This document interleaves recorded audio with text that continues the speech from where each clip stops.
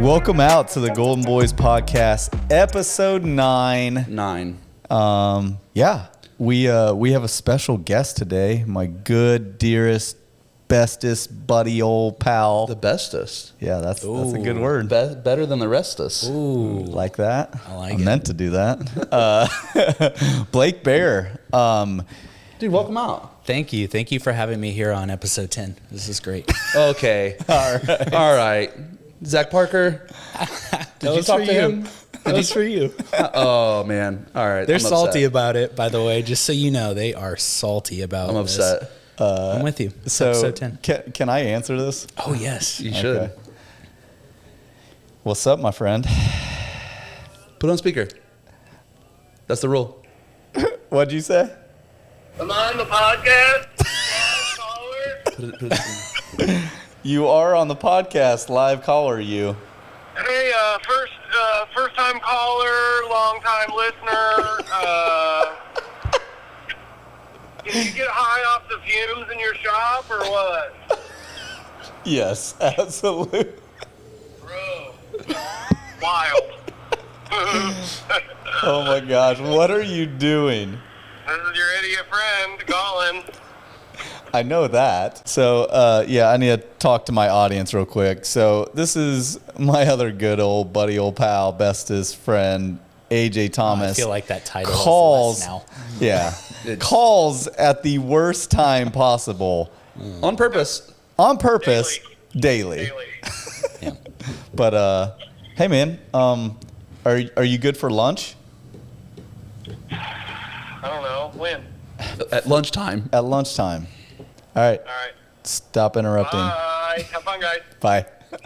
So if you're local and you're in the area, check out Wind and Wave Contracting. We're going to be plugging all my friends' businesses today. Anyways. Fun fact about Blake, real Yeah. quick, before we move on. Fun fact about Blake is he actually has been featured in a Golden Press YouTube video before. He has. Very first video, actually, or one of, beginning. Yeah. Vlog out to Long Beach. Yeah. So it's funny. There was a so Corey's filming and he says this block over here, but it's because that's just what we call Blake block from that Actually. SNL or Key and Peele. Key and Peele. Yeah.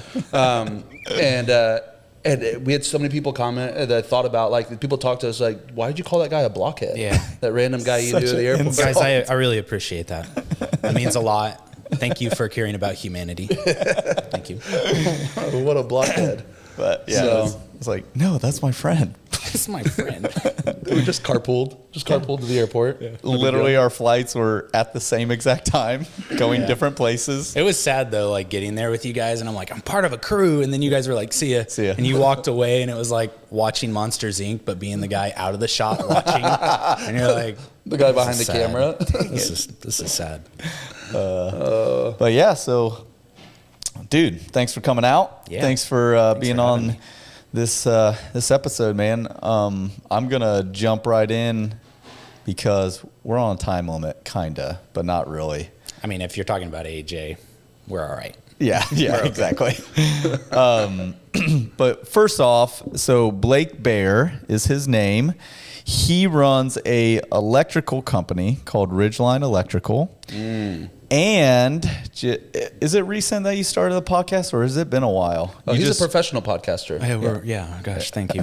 Been doing it a lot longer than we have. Yeah, we're on episode, I think we just recorded 48 or 50-ish Oh yeah, so in that area. We're weekly though, so so it's he's easier to pump those out quicker. he's overachiever. And we cool. just started video. We're like 4 episodes in on video. Oh, so we're winning then. We got that part. I was watching the Golden Boys, and I was like, they're just fun to watch. Yeah. And you have to do it. you got to have do video if I'm going to keep up.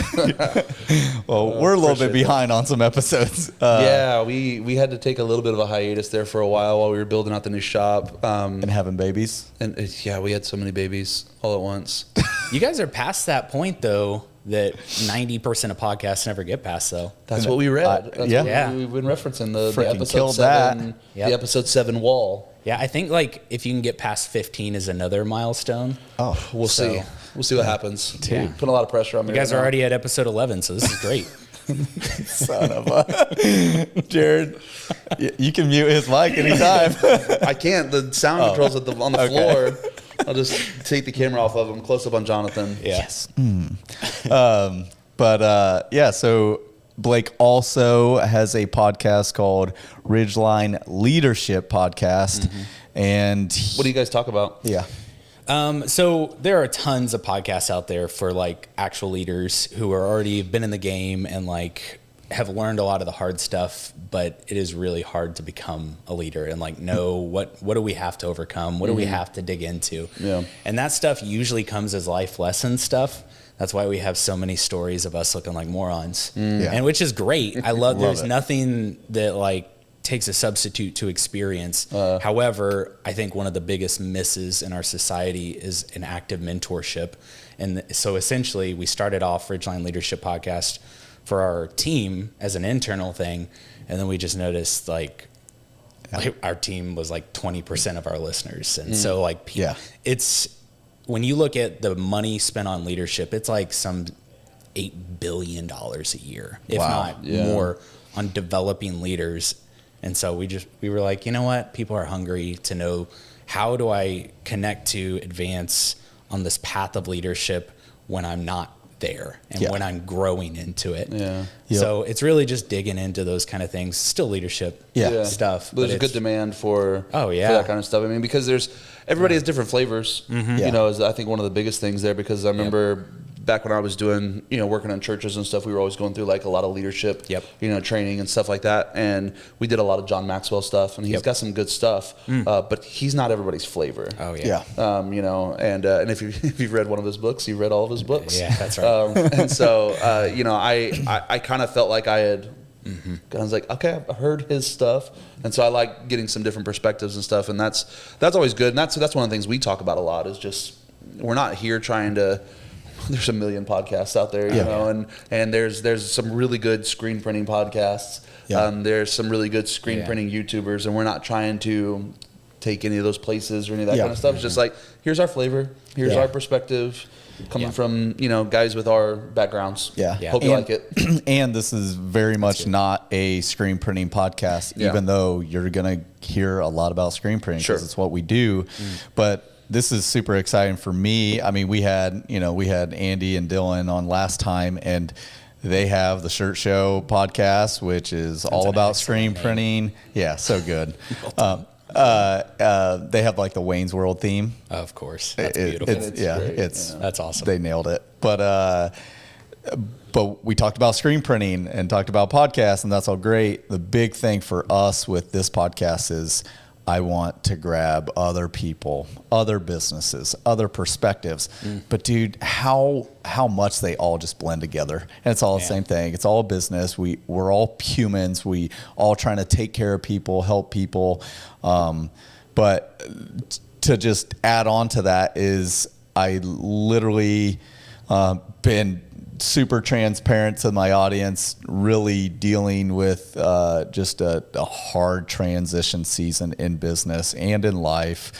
Like we said, we got tons of kids. We're, tons of extra hours grinding, figuring things out, numerous locations. Like, it's just been nuts. And I was just struggling as a boss, having to make some very tough decisions, not knowing if they're the right decisions or whatnot. And I called my buddy Blake, and I told him, I was like, dude, I am so glad. I was scrolling through Instagram, saw your guys' Instagram, and then saw that you literally just posted like, hey, we're doing video now. And I am that visual guy. Like, I will watch every one of your guys' episodes now on YouTube. I'll watch it. I probably won't listen to it on iTunes or, I just won't. I will pull up YouTube. I'll watch it, mainly to look at your face, but also to listen a little bit too. But like, I was like, oh crap, yeah, this is awesome. I haven't really chatted in a minute too, because we just been crazy busy. But jumped on there. It was only like 28 minutes. Listened to it. And dude, I am not joking. I felt instant relief. I felt a weight, just like, it was just divine, man. It was just, you're speaking right to me. You and Peter was just what you guys were talking about, you were just literally reading my mail, man, before I could even open it up. I was like, this is exactly what I needed. And we're going to jump a little more into what that episode was about. But first, I just definitely, anyone listening, go check out their podcast. I love it. It's so multifaceted. It'll just speak to you. You're like, electrical company, really? Yeah. It's like, We do no, very little with that. Yeah, leader, business, life, employees, hard decisions, you name it. It's all holistic, though, isn't it? Like I think sometimes we screw things up because we try to put everything in boxes. And like, well, this is the business me, and this is the. No, come on, man. No. Like, we can barely keep our own brain straight. What makes us think that we can categorize all of this and be different people? We can't even be the one person. Right. So, like, it's all holistic. Business, leadership's parenting, parenting's leadership. Yeah. Business is life, life is business. You know what I mean? Yeah. Like, it all just melds together. And so, and what you were saying about, like, not all different flavors, right? There's different flavors when it comes to like getting this stuff, but there's really not a ton out there that is a different flavor outside of the like I know I'm wearing a collared shirt right now, but like, this is actually like, I kind of forgot when I walked in here, like I was going to wear really short shorts and because, we talked about but like our style is very informal. It's honestly, like, we cuss, we're real, we're just who we are. And it's not like to be like, oh, we're the cussing guys. Like, it's not that. It's just not everything about leadership has to be the presentation you give. Sure. And some perspective that like, well, you're not really being a good leader because I'm dealing with really hard issues.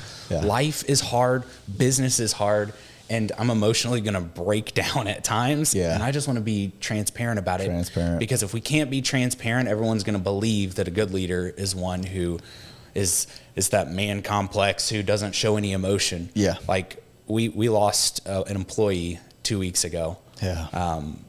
Hardest thing. Breaks my heart. Could cry right now. Yeah. And it should. Yeah.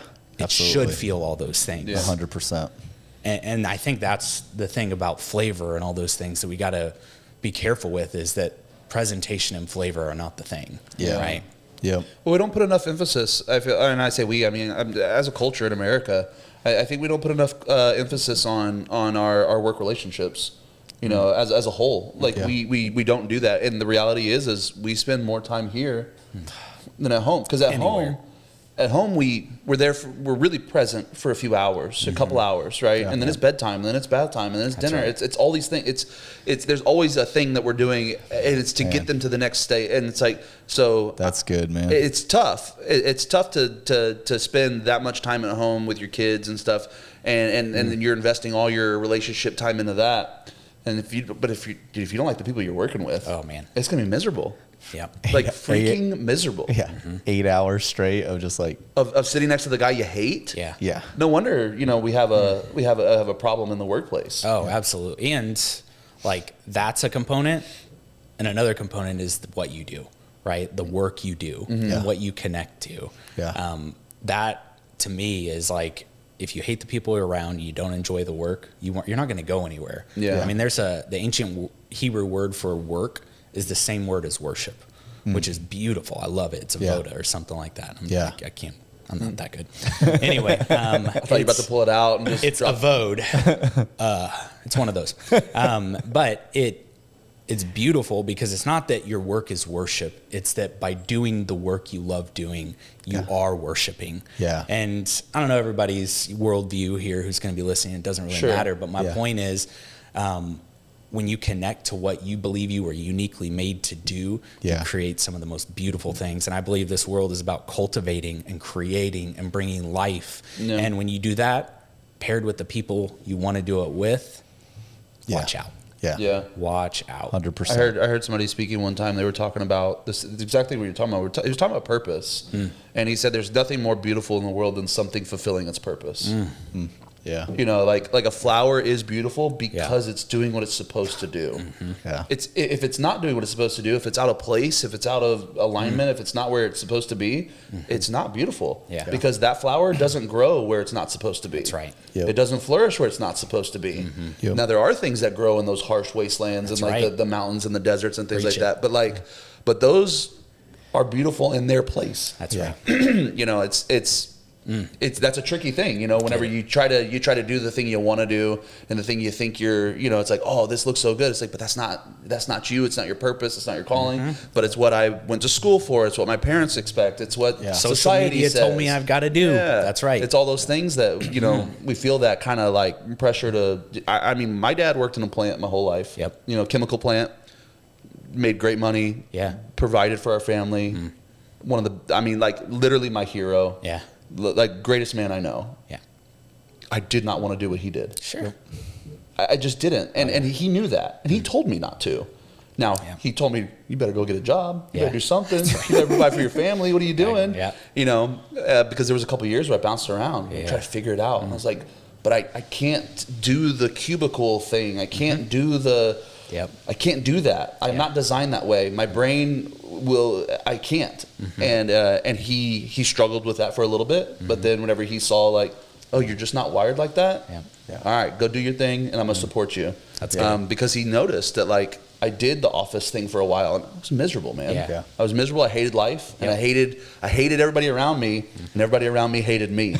Yep. And it's what's crazy and so sad about this whole concept is this preaches really easy, but it plays really hard. Like culture and the people you're around and the environment you're in and the work you love doing. We don't give people enough time to figure it out. Yeah. We just don't. And we don't train them into figure out if they like it. Yeah. Right. I accidentally fell into electrical, not because I wanted to do electrical. I wanted at first to be a preacher. Yeah. I've been on here for 10 seconds. You know that it was not a good idea. Okay. So, then like went to college for that. Was like, nah, I'm never going to do this. Yeah. Then went to business finance. Was like, this is all crooked. I'm never doing business. The story's full of that. Okay. Then ended up roofing, then came back and actually pastored. They let me somehow. Started pastoring and said, I want to have a job on the side so that I'm not supported by the church only, you know? Yeah. And then got into electrical. It was minding, it was grinding. I got to use my head, my hands, got to put things together. Yeah. Then started doing business stuff and was like, oh, this stuff's cool when you have context. Yeah. And what I just realized is nobody is there helping other people figure out this thing of life Yeah. and figure out, are you going to connect to this? Yep. Like how many cognitive things do we do for kids who are going into college to say, you want to be a mechanical engineer? That's great. You have no spatial visualization. I am so sorry that you want to be an engineer. Why do you want to be an engineer? Let's talk about this. Yeah. Because you're going to get into it. You're going to get $80,000 to $90,000 in debt, and then you're not going to know what the hell to do. Yeah. And you know what you're going to become? You're going to become an engineer who hates his life. Yeah. And Yeah. that's the problem is we don't spend that time with people Yeah. in the development side. Yeah. And if we saw life a little different, that part of our cultivation is also to help cultivate people other directions. Yeah. Yeah. I think we would feel more like purpose and significance in what we're doing. Absolutely. Yeah. I want to stop. A little side note right here because I know that it's just going to bleed from your heart in this the rest of this podcast. But so Blake Behr is also my favorite author. He wrote this book. Jonathan called, hasn't read many books. I've only read a few chapters of this one, to be honest. No, he wrote this book called Uncultured, The Key to Prevent Your Team from Self-Destructing. And super proud of him.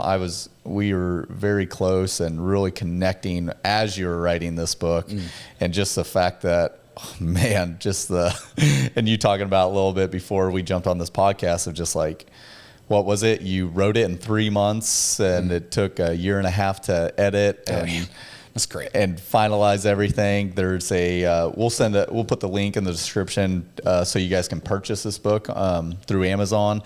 And he's got an audible version also. And the audio version is my voice. Read by Blake I'm just Behr kidding. himself. Yeah. I'm like, my voice is the deepest I can get. I'm like, yeah, it's welcome to Uncultured. Oh, shoot. But it's all good. You guys should definitely check all of it out. But talk a little more just about this book, because If you can, because it doesn't seem like you're very passionate about this. Yeah, no, what's been awesome about this conversation so far, Jared, is that you're like hitting things, and I'm like, well, there's chapter 2. yeah. He's hitting that I haven't really read well. it yet. Yeah, I'm no. excited to, though. But I think first off, we talk about culture as this like living thing. And first, it's a huge buzzword. I hate how business words get, like synergy. Feel that? Yeah, synergy. Oh yeah. You're like, oh man, easy. But you don't got to even do know what that word. you got to do the hand motion too, and we just synergize. and push it away. Yep. Culture's like that too. Sure. And it gets made like this thing that's alive, and it is alive, but it's alive in the sense that it's like a forest, right? It's the environment. It is not some animal or something of that nature. It is the thing that gets, it's just your environment. It's simply that. Yeah. Mm-hmm. The way I think I'm not going to get this word for word, because even though I wrote this, everyone's like, what you said on chapter 4, page whatever. I'm like, I don't got to memorize. go into it. Help me about that again, you know? But culture is the environment that is meant for that thing to thrive, grow, and succeed and find purpose, right? Yeah. So almost exactly what he was saying Yeah. 2 minutes ago, Yeah. right?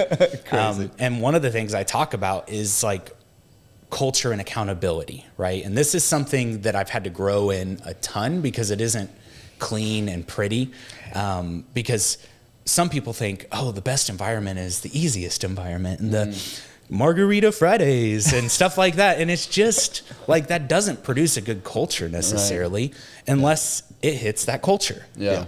So the thing I will bring up a lot is like, a polar bear can live here in Indianapolis. We've seen it. It didn't survive, unfortunately, which is another local sad story I'm not going to bring up. Yeah. But it doesn't thrive here in Indianapolis. Yeah. It thrives in the Arctic. Yeah. What's worse? Yeah. An environment like the Arctic, Yeah. right? Where it's not pleasant. no, not at all. And they're swimming up to miles a day, and they're not, like, only 6 to 10% of their hunts are successful. Wow. So it's an environment, and that's the part we're missing. Yeah. Yeah. Go ahead, guys. Oh, cutting to wide so everyone sees you now. Look what Way to go. They're trying to sneak out. those screens. Jeez. Oh crap! I actually in the other screen too. Oh man, he's gonna leave. Corey, I need you. Speaking of culture, I'd like to talk about employees that are crazy. Yeah. That's you. You're crazy. This podcast is sponsored by Ep09. Why give a chunk of your hard-earned dollars to ink monopolies? Your income deserves to stay in your pockets, in your own pants. Yep, those. Not only does Ep09 cost less than the standard plastisol ink, but it also works just as effectively, if not better. It's a low cure ink, and it's short-bodied, creamy, make it extremely easy to work with. If you don't know what low-bodied means, look it up. Creamy is a word we should all be familiar with, because we like bagels, cream cheese. Cream cheese. Yeah. You know, the 15 ready-to-use colors can be pulled straight from the bucket or used to make custom colors, since it also doubles as a mixing system, Jared. Did you know that? I actually did know it was a mixing system, but it's not all. Oh. Ep09's got 8 new specialty inks and additives. A printer's only limit is their creativity. There's it. 8 different ones. What do we got? Metallic gold, Metallic silver, puff, barrier black, which is like a blocker. bleed blocker. Dye migration blocker. Yeah. You got stretch. Stretchy for like your polys and stuff, your athletic wear. Yeah, and I don't know. That's like 4 or 5. Well, we're missing some. There's some other ones. You should check it out. Go look and tell us what we missed. Yeah. Put your foot down. Take a stand. Against these plastisol ink prices. Listen, prices are getting out of control. That's the reality of it. We all know it. We've seen it. Across the board. And here's the thing. You do have to take a stand against stuff sometimes and just say, all right, why pay this all right, I have a great example. Yeah. So earlier we were talking about like ink monopolies and stuff, and how they just kind of dictate the market and dictate pricing and stuff like that. And here's the thing: F and Ink said, "F that." Okay, They did say F that. we're not going to do that. And the thing that they really talked to me about, like Monopoly itself, is a terrible game. Yep. And somebody gets upset, somebody gets angry, they flip the board over, hotels scattered all over the room. So they don't want you to mess around with ink monopolies. Nope. And that's why they're slashing prices. Yep. And that's why you should try it out. And if you want to, head over to fn.ink to learn more about. That's not fnink.com. That's fn.ink. Ink. That's where you want to go. Link will be in the description. Learn more. Go check that out. Try it out. How long have you been using F and Ink? I've been using F and Ink basically since it came out. Why? Why do you like it? So, I was using Willflex up until that point. F and Ink was new on the market. I wanted to give it a shot. Had a low cure, which was awesome. Any insecurities of knowing if that print was going to cure right, F and Ink just took care of that. It's super creamy. We already talked about that, but that's a big deal when you're trying to print ink and it's super hard and you have to modulate for long periods of time. Gave it a shot. Loved it. Been using it ever since. No problems whatsoever. Use it on the manual. Use it on the auto. No problems whatsoever. It's good. It's good. Yeah, because I've helped you modulate some ink, and I've modulated some white. I've modulated a gallon of white ink. Yeah. And I mean, it's nice. It's not that bad. Yeah. So Creamy, short body, low cure. all of the above. Give it a shot. We love it. Thank you. Now back to the podcast, Jared. Let's do it. Let's go. Here we go. Jump on in We're leaving. and dive in. So I didn't want to cut you off, but they were staring at me through the window for like a minute and a half of like, Oh, really? Can we go? Can we go? Yeah. But That's good. but yeah. But yeah, that culture, I mean, culture is simply that. It's the environment. Now, the right environment can be there, and unless it's cultivated correctly, we have bigger issues, right? Yeah. So I honestly, again, you kind of hit on this already, so thanks for writing my book. But I really just read it before you got here. yeah, I was like, geez, man, he's really on these things. One of the things that, like, having a Bible background, I think about that parable of the sower a ton. And what I look at about that parable, how there was the farmer who goes out and he throws seed, and some seed fell in the rocky soil and it sprouted up really quick and had success, but then it fizzled out because it had nothing no roots. And then the other one that fell among the thorns and had all those worries and stuff. And then there was the one that fell in the good soil. And I know I'm missing one, but I'm sorry. Oh, the birds, I think, got it or something. Anyway, the whole idea there about cultivating culture is that it's about getting the seed into the right soil. It's about getting the right people, the right team to do the right things at the right time, the right way, and just cultivate it. That's it. It's farming. That's all culture building is. And we make it way more like, oh, we need a margarita Friday. Well, at AA, that's not a good thing to add to the culture. In fact, I think they would frown upon this. And these are the misses we see in so many businesses. So we think if we just do a thing, it's going to change it. It doesn't. Like, just, again, you guys getting this auto press that is dope. It's also painful. It also takes time. It also is not everything I'm sure you thought it would be. And I'm not downplaying having it. Your productivity's up. There's no doubt about that. 100%. But Came with its own set of challenges. absolutely. And it always will, and it always should. Because the thing that makes the polar bear thrive are the challenges. It all is the tension. When we stop growing, we start dying. So this is where, like, what amount of hurdles can I put into place that still allow for the cultivation to be stronger? Right? Absolutely. So Real quick, I don't want to interrupt you, but I just want to say this real quick. what you did. Because I didn't want to miss out on my opportunity to I just want to make sure to share this real quick because it's important. Polar bears are my favorite kind of bear.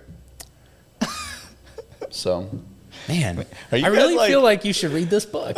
no, and they It's are all yours, man. because they're freaking intense. Yeah. And they're massive. Hey, what color's their fur? Well, isn't it like clear? It is. Yeah. Yeah. Oh I was my gonna say, gosh. I watch a lot of nature documentaries. I thought you were trying to trick me quick. No, you were trying to catch I me was on the just- spot, but yeah, he had it. It's clear fur actually. Wow. You guys are No, but they're really about the no. they're wild, dude. I mean, like literally wild, but they're like crazy. They're super crazy. I love polar bears. They're intense, bro. Dude, that's so good. Have you ever watched Planet Earth? I have not. Give it a watch sometimes. It's great. I will. I'm not saying it's not.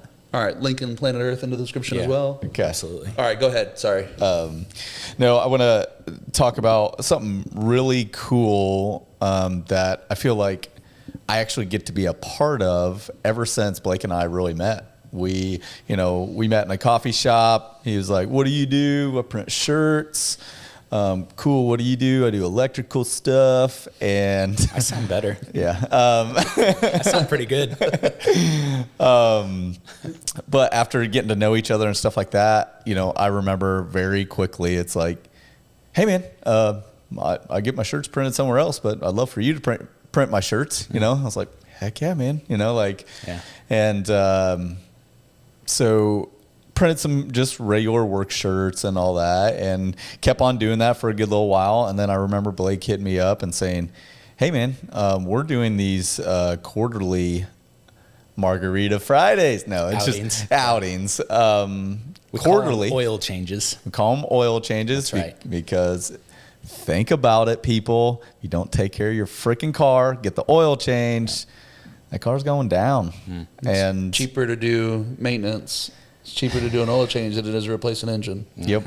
And I got your concepts. I'm Yeah. following with you. And Yeah. what they do And is it's just because people don't understand how expensive turnover is. Yeah. yep. Nobody gets turnover. Yeah. That's scary. Yeah. I know if I have somebody within 6 months leave, it costs me over $14,000. Whoa. We think, oh, what is their hourly rate? No, I just got to replace. Nope. Wow. It's Yeah. scary. See, this is the stuff I love because Blake is such a numbers guy and he's done the data and It's okay. it's phenomenal because the fact that you know that, I don't know that, for like my environment, but like it's huge. But anyways, so he does these oil changes quarterly, and every single time he literally hits me up and we do shirts specifically for that event.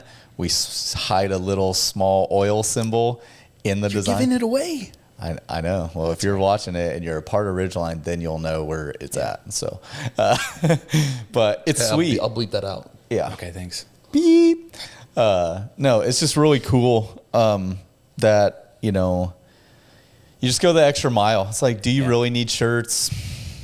Probably not, but it brings them back to those every time they put that shirt on. It's like, man, my boss cared about me, my family enough to take one day quarterly to just do something out of our regular normal 9 to 5 working craziness, this thing called life, and we just get to enjoy each other's company, grill out, wear a cool T-shirt, do some. Did you guys do baseball? What was this last one? We went to an Indians game this last one. We've done broom ball. We've done a paintball thing against another electrical company. Nice. Fall outings. But the thing I like in the book, it's funny, I reference the merch side. And I was like, the thing is the reality of like communication is it doesn't matter if it doesn't stick. Yeah. And certain things, like people won't remember everything about the outing. Right. But they'll remember the outing. And so memory is a very powerful, I don't know the right word, but medium unto your happiness. And so when you see certain things, you ever notice like it brings you back to a memory and you think of a good time. And So true. I mean, like already there are certain things like that attached to that. And so when our people see those and they wear them daily, they're connecting to that at some level. Maybe not like some deep whatever, but it doesn't matter. It sticks. I would argue that though. I think there is a level of that because I mean, memory creates nostalgia. Yeah, nostalgia is heavy. It's big. How many? Think of a TV show that you loved as a kid, or your first CD or whatever when we were kids. Yep. If you kids don't know, CDs are these little anyway. I have so many of those memories that but like you said, it's like seeing that shirt, seeing that thing instantly back to the moment. I could smell it. Yeah, I could taste it. Yep. I was there. I can feel the air blowing. You know what I mean? Like you get. I have so many of those things. I have little things from my childhood. That like when I pick this thing up, I remember that trip with my dad. Yeah. Or when I smell that smell, I remember like, oh man, I remember that. You know, it's powerful and it's weird how quick it goes down those paths, right? Like when someone mentions Blockbuster, this happened yesterday.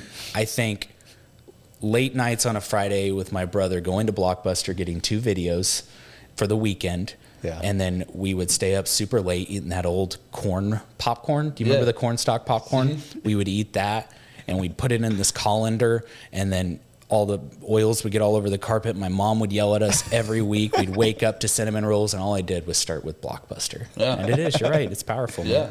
And it's I think one of the craziest things about memories is the emotional connection. Like it brings you back to those like there's certain like there's a song that I'll hear or like a smell that I hear that'll take me back to that high school relationship. All the emotions connected to it, the how volatile it was. You know how real how that love was. Oh dude, I've had this conversation a lot with just like, you know, young loves. It's a weird thing because it's aggressive. Yeah. And it's reckless and it just hurts and it breaks everything in its path. And and this is why we have so many midlife crisis people go back to their high school sweethearts. Yeah. That's not great. Well, no, I wouldn't do that. But that's good. And that's good, listen, she's married and doing well. Hope she's doing good. Yeah. But I have there's certain things like I'll hear that song and it takes me back to those and all those emotions will come up. Yeah. And it's a weird feeling. Like what? Yeah. I haven't thought about that person in over that forever. Yeah. And there's not that there's an emotional connection with that person any longer. It wasn't that, but the same emotions of like. Whether it was like the highs because they were high or the lows because they were low, they were bad, and it's like it brings you back to that same like emotional state. Whenever I hear that song or I smell that smell or whatever, you know, and it's crazy how powerful like memory is. So I think that there is a little bit deeper level to that kind of stuff subconsciously. Yeah. Do you see though how powerful and this is why connecting at the work you do is so important? Oh yeah. Do you see that you guys just mentioned this? You are screen printers, but do you see what you're connecting? Is you're connecting memory. You're connecting like everything I just talked about with our outing. Y'all did. We remember. You know what I mean? Like you were what made it possible for us to have that and for our people to connect to purpose. And that's why when all hell broke loose and COVID broke out and there was only essential workers, who's not? Yeah, right. I'm sorry, but who's not? Yeah. Like it is all connected. And so connecting to what you do at a much higher scale. It's beautiful. Yeah. But that's cool. And that's great. I appreciate that because that's stuff sometimes it's, you know, it's easy to lose your purpose. Yeah. For sure. Or to lose the importance of it. Right. My wife, she works at a retail shop in tourist town that we live in. And sometimes, I mean, she's had moments where she'll just be like, what am I doing? Yeah. I'm selling clothes to people. It's so shallow. Yeah. She's like, it's pointless. It's purposeless. It's the most frustrating thing in the world to do something with no meaning. Yep. I'm selling clothes to people. And then she'll come home the next day, tears in her eyes, because this lady came in who was super depressed. A bunch of events had happened in her life. And she was in a horrible place, but came in, and because of the experience that my wife and her, you know, the store, what they do, they do a really good job of they create an experience for somebody to come in, and it's not like a typical retail store where it's like, yeah, it's over there, go try it on, you know. It's like no, my wife's really meticulous about like matching body shape and like we're gonna get something that looks good on you, and that lady left. Excuse me, that lady left like in tears and was just like, thank you so much. You don't understand what you did for me. And my wife was just like floored. She was like yesterday I wanted to quit. Yeah. Like yesterday this was all for nothing. That's right. And today, like, look at the purpose behind it. Yeah, it's just selling clothes, but it's not. Yeah. I sold an experience that changed someone's day, potentially life. You know, like and you have to think about that kind of stuff. There's the ripple effects of what we do. Right? She cultivated a culture for that to even be possible too. Exactly. That's why it's so balanced across the board for that. So that's super neat, man. That's beautiful.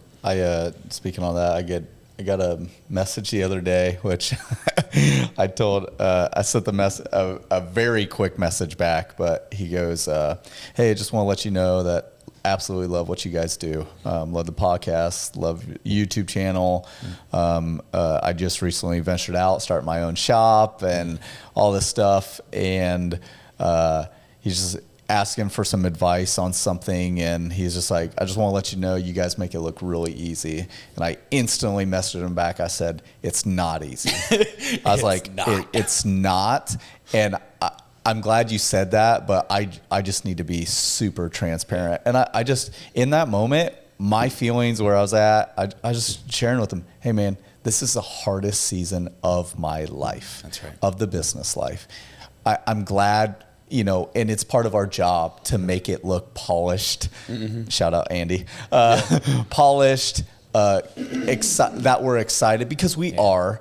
But we need to build some hype in some of our videos and this and that. But that's, again, we go back to it. That's why we created this podcast, to be transparent, real. We're just dudes that screw up on a lot of stuff. But a lot of things we also do really stick, and we're able to create some really cool stuff. But, it's like, holy crap. Yeah, I had a rough 2 weeks. But, man, that dude said he loves everything we do. So, like, what if we didn't do the YouTube videos? What if we didn't do the podcasts? And we wouldn't be offering hope and advice and wisdom to help these shops, start up and feel like they can do it, And so it's cool. It's culture. It's purpose. It's all the stuff that, we're trying to continue to do the best of our ability. Yeah.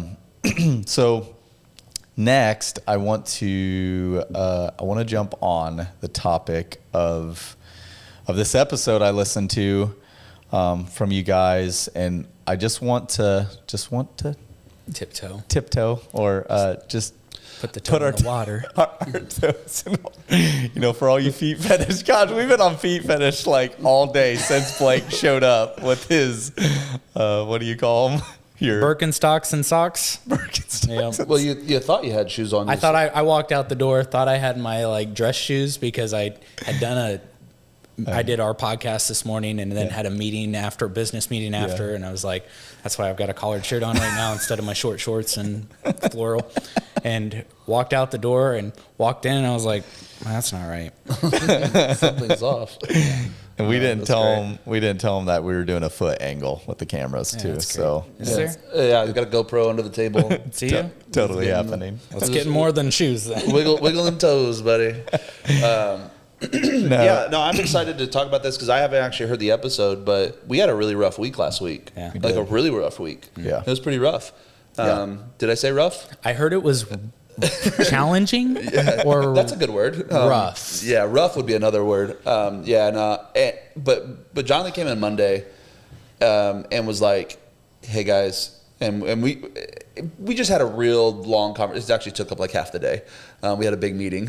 It was probably from 12:30 to 5. Close it. Yeah, it was like, but we had to dig into some things, we had to talk through some stuff, and it was good and it was necessary. But he talked about this episode during that meeting. He was just like, I heard this and it really helped me kind of make some tough decisions that we're facing right now. Yeah. And just episode title, it's pretty simple, pretty straightforward, but it's episode 46, Ridgeline Leadership Podcast. Go check it out so you know what I'm talking about. But getting out of your head to make hard decisions. Like the title.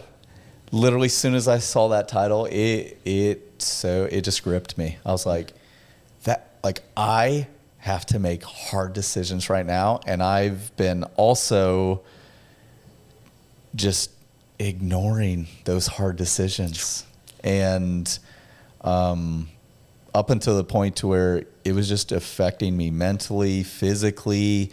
Like I had to have a conversation Jared had to have a conversation with me. He's like, hey man, just next time, just make sure you let me know that you're going through something and I don't feel like you're pissed off at me. But like I got just to a point mentally to where I just couldn't even say anything to the guys. Like I have to get some work, like work has to get done.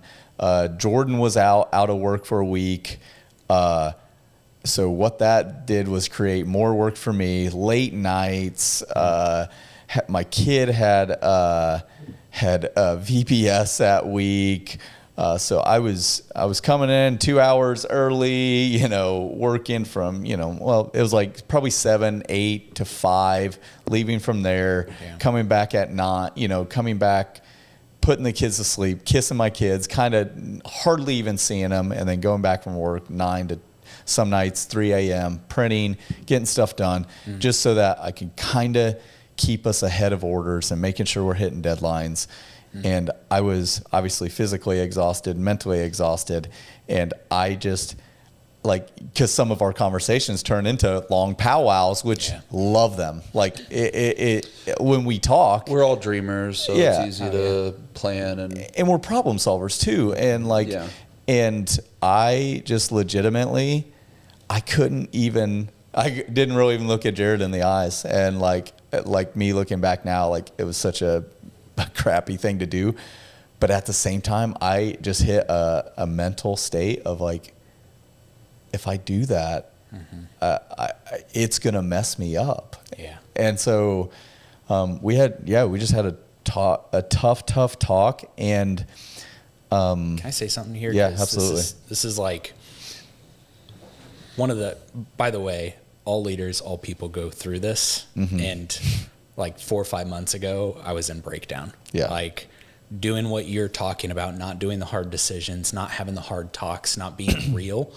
And the problem tends to be that we believe there is either you do it or you don't do it, but doing nothing is doing something. And when you do nothing, what you're actually doing is allowing the world and everything else to do it for you. And the thing about doing nothing is it puts weight on your shoulders and weight on your shoulders and weight on your shoulders. And there's, when you finally even just, and we talk about this in the episode, there's something so powerful about just doing or coming to a decision. When you finally just say, F it, I'm doing it. All of a sudden, it's like that weight gets taken off. You haven't even done the thing, but I'm going to go do this next week. We're going to have this talk. And all of a sudden, it's because clarity feels better. So that's why doing something or not doing doesn't matter. A lot of times. Even generals will say, in old generals, and Patton would say, if you've got a decision, the best decision you can make is any. And it's because you're having a moment of clarity. And it's easy to adjust. We think our decisions are so that's it. This is final. This is what you're doing forever. This Stone, is why our high school kids are freaking out about what they do with the rest of their life. And we're like, oh, you don't even understand pressure. Yes, they do. And it's what we're putting on them. And to expect a 16, 17, 18-year-old to know what they're going to do forever is outrageous. And that's so dumb. It's outrageous. And that's absolutely why I love Gary Vee so much, to where he's like, oh, wait, you're in your 60s? Dude, you're young, baby. Let's Colonel go. Sanders, baby. You got time. On. You got time. Do you want to go to college? Do it. Okay. Do it now. If you don't, if you want to start a business, do it. What are you waiting for? It's like, oh, wait, you can't have numerous interests to where you just got, hey, Blake, you just have to do electrical for the rest of your life. That's the only thing. It's like, no.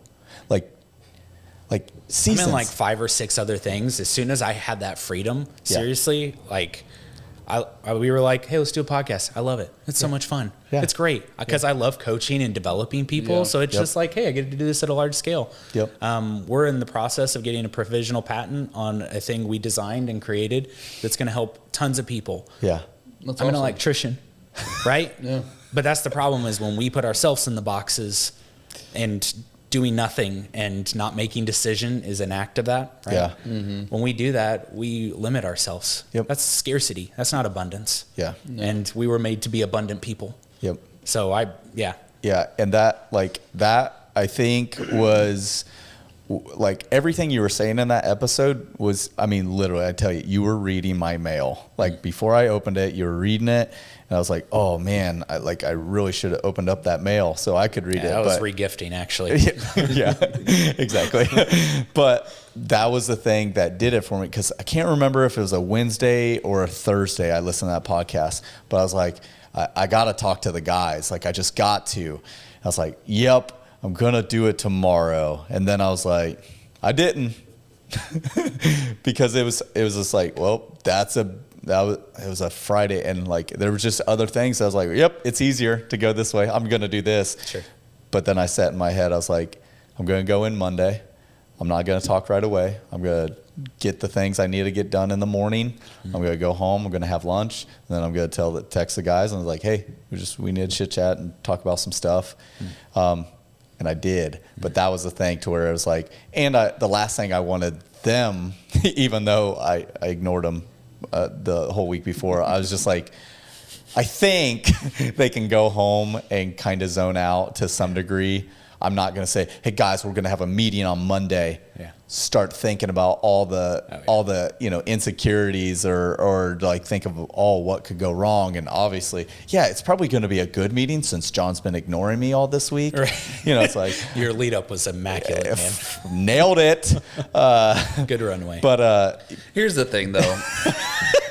If I can interject. Here's the thing. That's not my. All right, the big thing, the biggest thing is there it is. I say the biggest thing. Everything's for the biggest thing. All right, my sixth biggest thing here. So you have established enough of a relationship with us that we knew something was up. Okay. Yeah. Me and Corey talked about it a lot. We knew something was up. We also knew you weren't in a talking mood. Something's going on. He's not talking on purpose. And what can we do to alleviate pressure? And that's what we did throughout the week.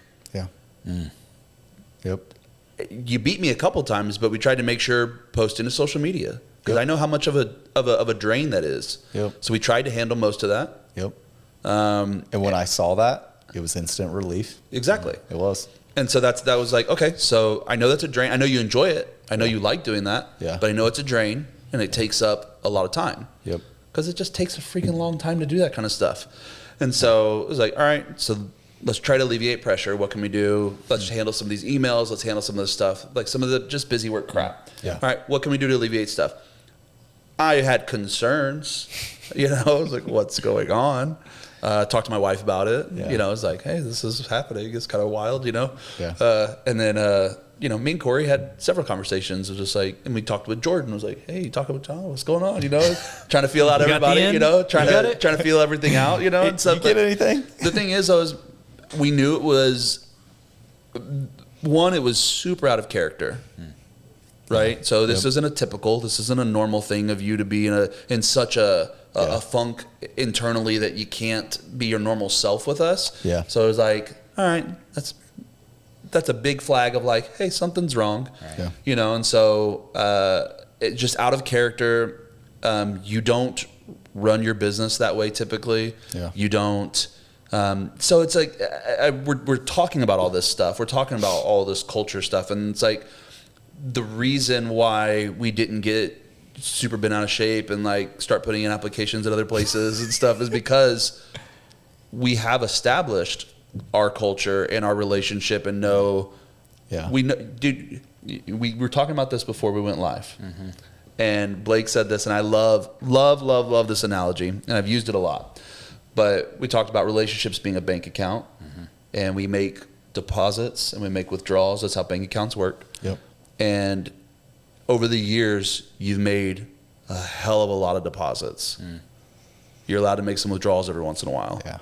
You know what I'm saying? Come on, baby. Let's go. You're allowed to have a moment. You're allowed to have a week. Don't make me cry on the podcast. Well, let me do that close up real quick. No, but you're allowed to have that moment where it's like, right. okay, I need to make a withdrawal here, and I need you guys to just understand that I'm dealing with stuff. And that was the only conversation that we had later. Was just like, hey man, next time, just throw me a little heads up. That's like going through something. Yeah. Can't really talk about it. We're good though. Yeah. That way, I'm not like, I'm not wasting energy going, is he pissed off at me? What did I do? Did I do something wrong? And also, this is I've been kind of like learning recently, and this is one that really sucks, by the way. So just buckle in. up. Yeah. We said at the same time. Good. Wow. All right. You're not the main character of this story. Yeah. That's hard. I say that to myself every freaking day. Yeah. And I don't say that like you think it's all about you. I don't believe that. Yeah. I think you think all the pressure and all the weight. And the reason I say I think that is because I know you and I are very similar, and I hold all the weight. Yeah. The thing that's amazing about having a team, which by the way, you do have good culture. Yeah. And building all of that team like you have, is that they uniquely have some of the most amazing ideas at how to solve the problems that you're going to spend hours on, and they're going to have it in moments. And they're going to relieve the pressure. Not only relieve the pressure, they're going to create a better product than you're ever going to create, because you have a team of people. And this, again, I go back to like, what's the world about? It's about groups of people doing amazing things, not the Instagram guy who went from nothing to $1 million because he sold a good foot pick, you know? Yeah. Like, it's about teams. And that's why, like, all the other stuff, it's for the birds, right? Yep. And that quote or whatever, you build trust or build relationship in pennies, and you spend it in dimes. Yeah. Don't think just because you spend it in dimes that you're losing a lot. You've deposited a bunch of pennies. Yeah. And I bet, honestly, they felt good after that hard talk. Yeah. Right? I mean, it's probably not great. No. Hard talks are still emotionally charged, but so this just literally jumping off of what you said, that is it. If you're listening and you're a boss, or just even if you're not, and you're just in a place, a leader in any capacity. It literally, if you don't know what you're going to cook for dinner, and that's a hard decision for you, like, I blew it up so much in my head that like, it was just it was going to be a hard talk. But I absolutely was like, just my vision was so covered with the fact that even though we're going to have a hard conversation, like, just like you said, they have phenomenal ideas and they're filled with so much wisdom. That hard conversation, we were able to literally fix immediately several problems that we didn't even know were problems. Because we didn't have the conversation about it. that's right. So we didn't even know it was an issue. And that hard conversation, or the one main thing I really needed to talk about, bled into so many other areas that it was instant. Like, I'll just tell one very, very specific is, so we all do so much. And you guys look at Corey as the designer. It's like, oh yeah, he gets to design cool stuff all day, every day. I just get my iPad out. Well, he always says he's a professional picture drawer. Yeah, picture drawer.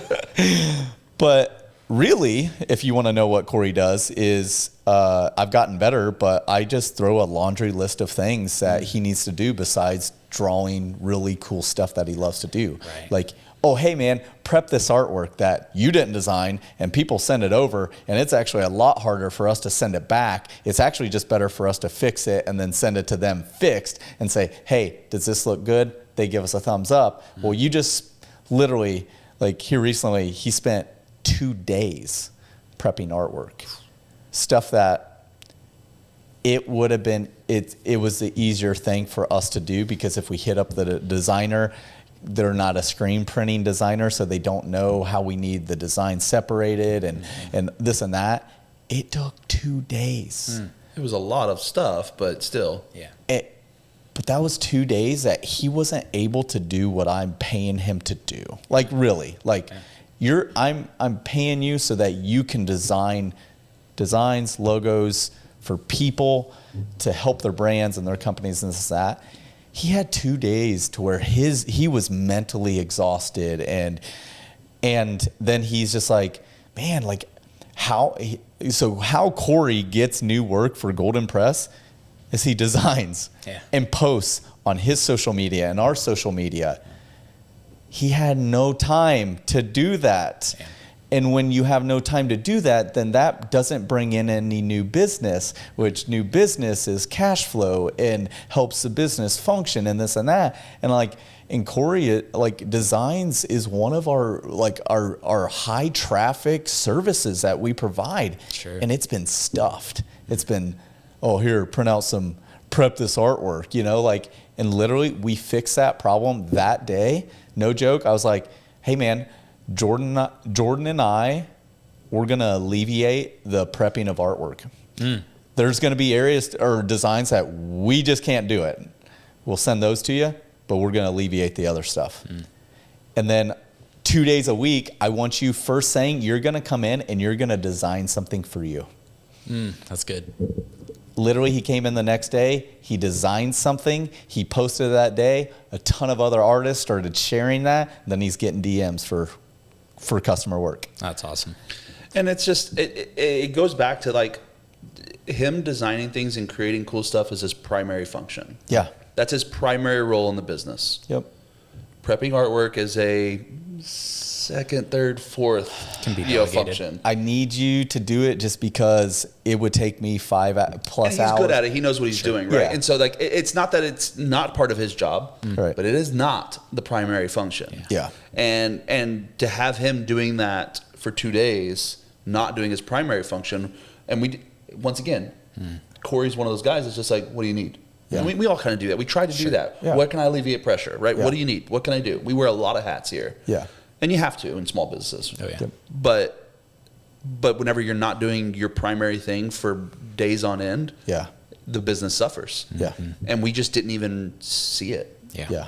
Yeah. Didn't even see it. It was 2 days, but it felt like literally Corey wasn't working for a month. That was the pressure of Yeah. it.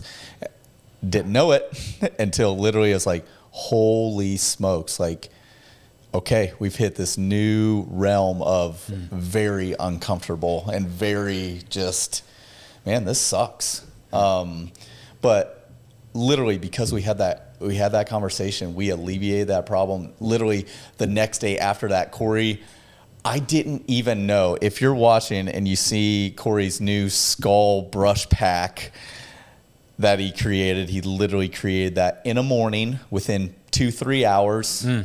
And he posted it, and He also made the video reel for that. Yeah. I didn't do that. I was at home editing a different project that Yes. day, and he sent it to me. He's like, "Is this okay?" It's like, "It's fantastic. Yeah. It's really good. You're killing it, bro." but Stay in your lane, but it's good. How dare you?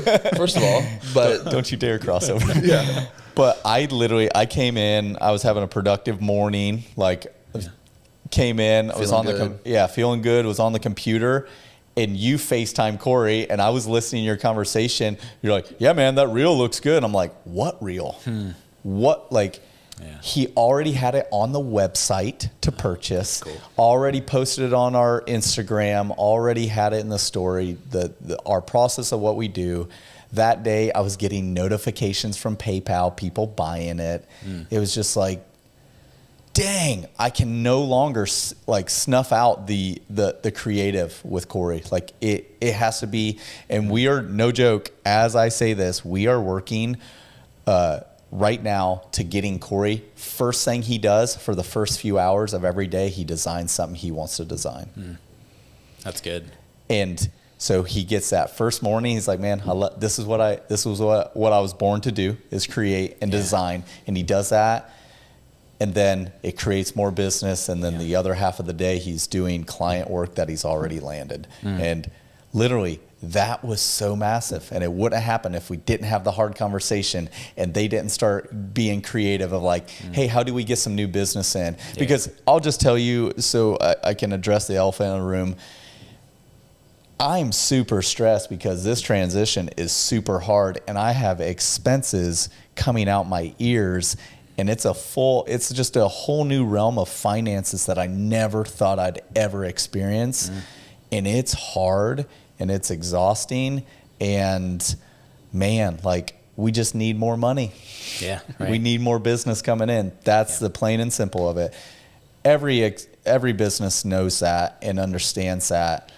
But I'm choosing to run my business in certain ways to where I'm not going out and getting, $200,000 line of credit so that, oh yeah, everything's just flowing and this is good, right? It's like, no, I've gotten a few line of credits and those are maxed out. So my resources are very limited right now, and I'm trying to pull, 2 studios and this and this and this. But this is the one thing I want to talk about that we can touch on, and then we can call it. We've done a little more than a tiptoe. Yeah.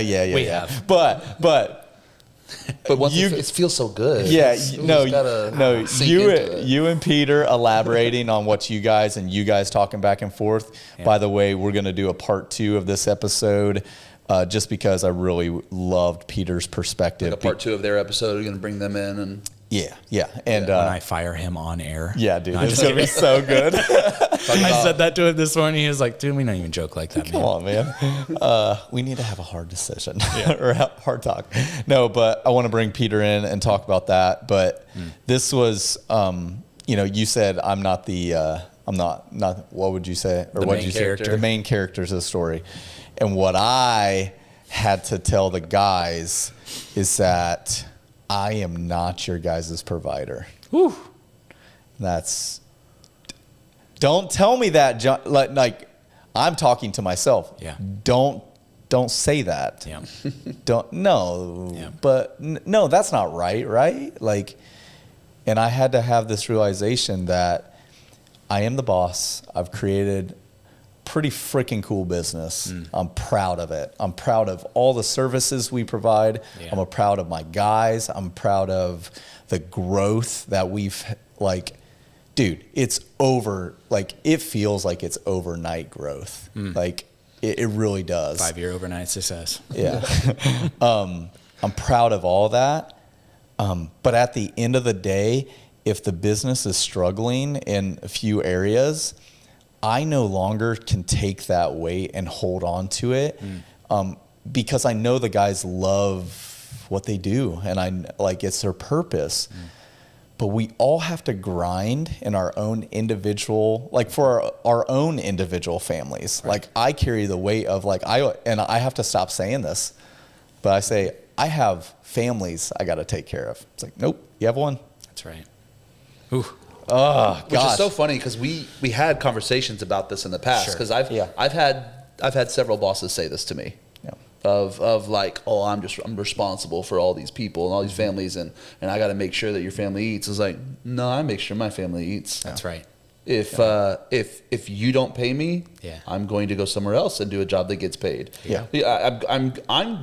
I'm providing for my family. Yeah. You are providing me a place to do that. Yeah. Yeah. That's right. So I understand that.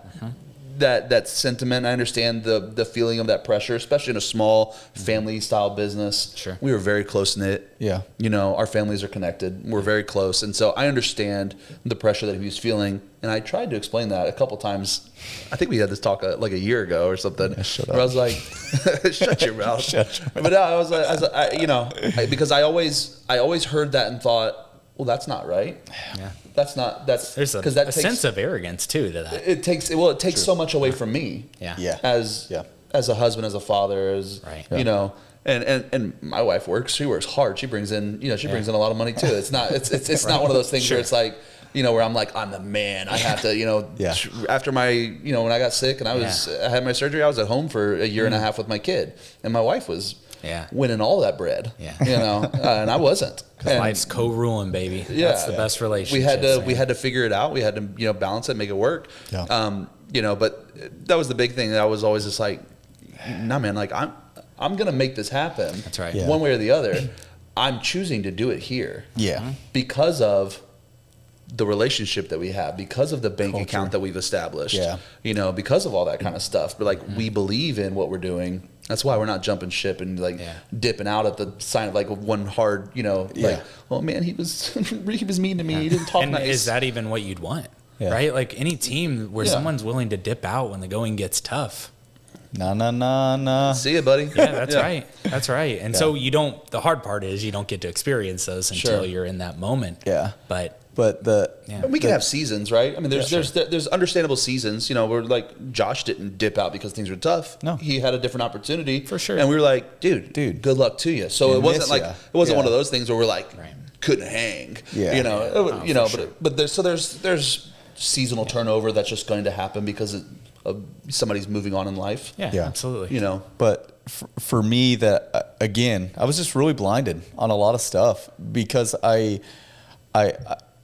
even though I realize this now, and now that we've set this, and like you guys will remind me very clear, next time I'm like, hey, I really, I'm responsible. It's like, no, like I'm responsible for vision, casting vision, helping the business and this and that.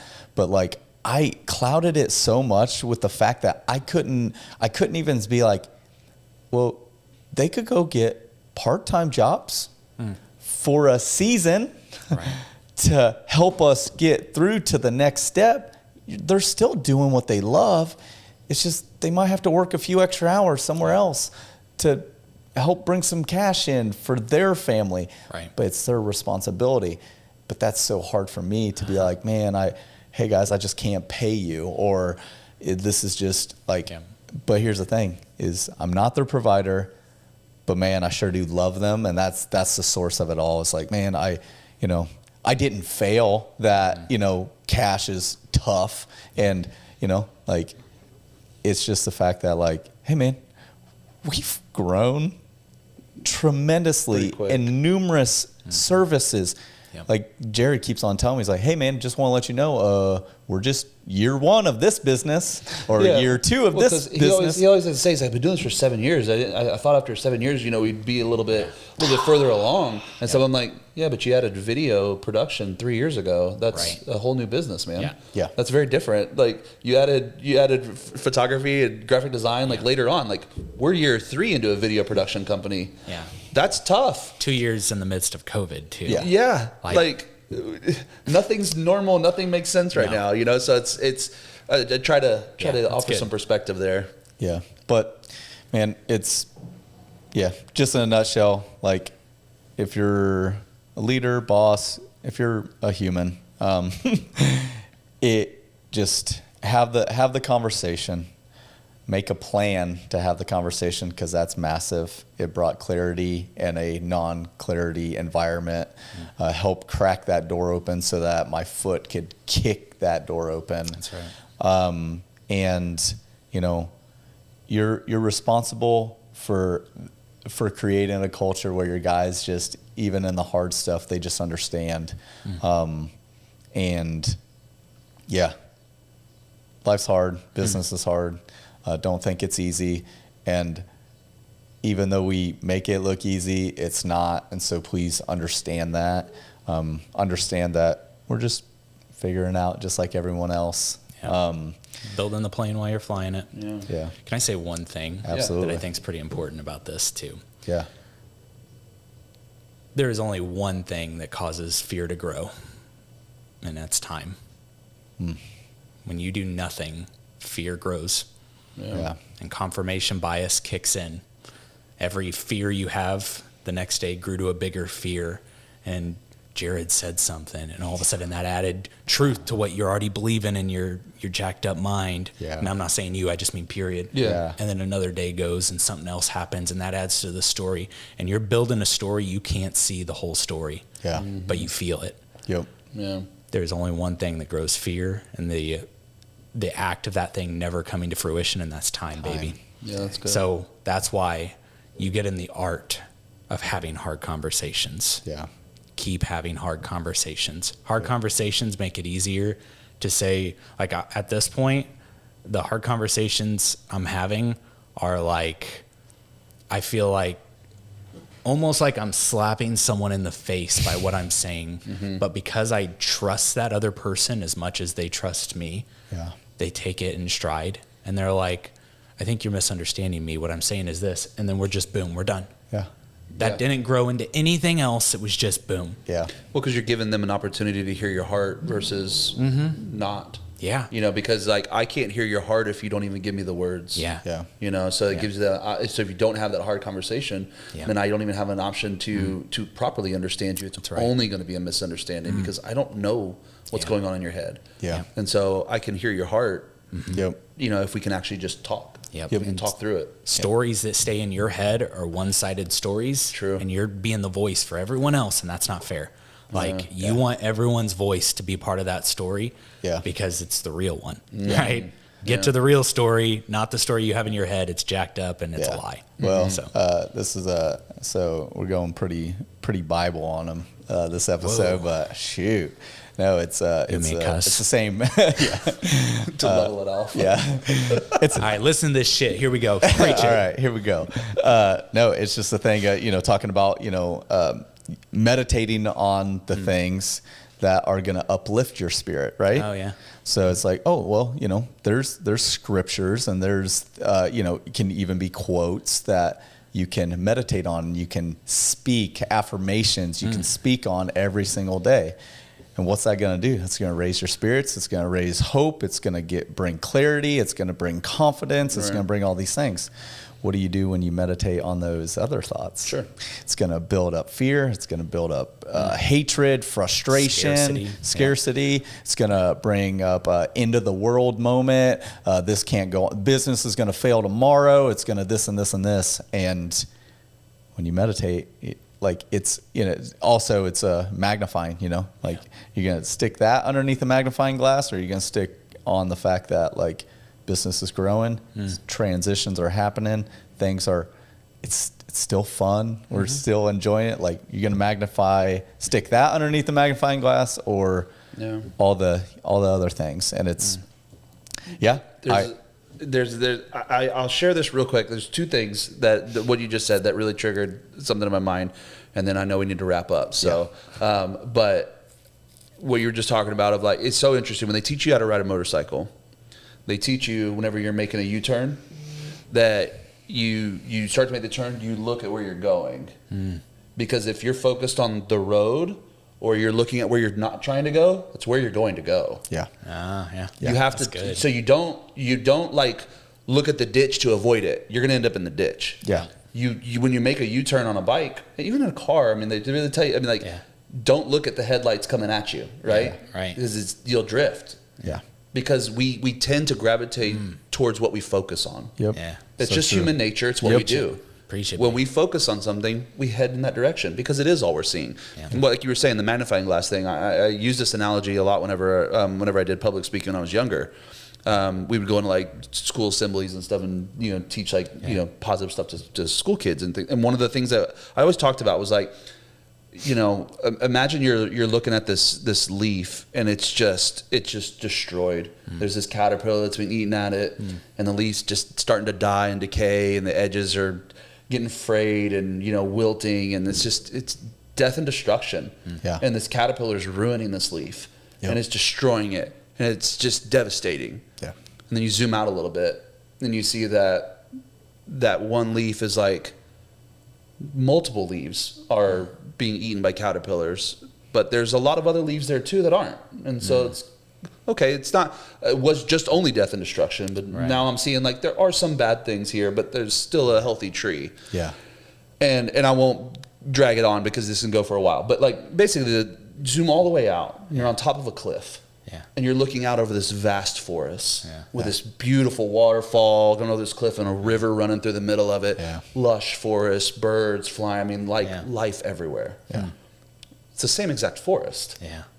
But when you're looking at just this little leaf, you see this one thing, and it's death, destruction, decay. Yep. It's bad. Everything's bad. It's horrible. Failing. Everything's ending. Yep. But if you can just zoom out a little bit, if you can just gain some perspective, zoom out a bit and see, there may be bad things happening. There may be some issues we need to resolve. Yeah.